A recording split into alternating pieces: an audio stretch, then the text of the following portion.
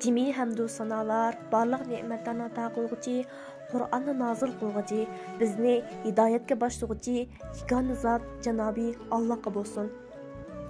Yana bizga bu ulug' dinni ilib kelgan, uni to'liq yetkazgan, Alloh yo'lida haqiqiy jihad qilgan oxirgi payg'ambarimiz Muhammad sallallohu alayhi va sallamga, uning oila tavobatlariga va sahoba kiromlarga cheksiz salomlar bo'lsin.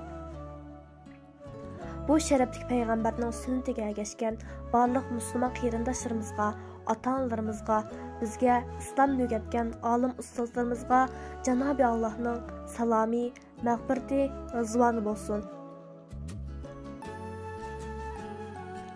11 oyning sultoni, mu'minlarning gul toji, Allohimning rahmati, xush kelibsiz Ramazon.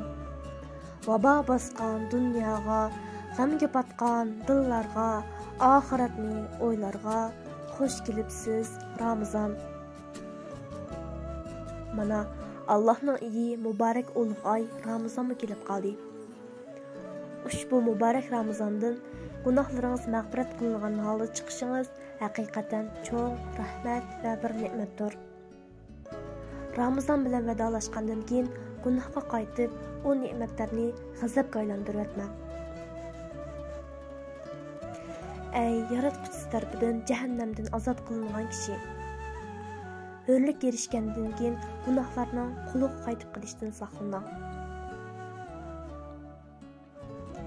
Ey Alloh, bizni islom yo'lida mustahkam qilgan, dunyodan musulmon ketishga nasib qilgan, tutgan ro'zamizni qabul qilgan, o'qigan namozimizni qabul qilgan. Ramazonning oxirida do'zaxdan qutulib jannatinga erishganlardan qilgan. Amin.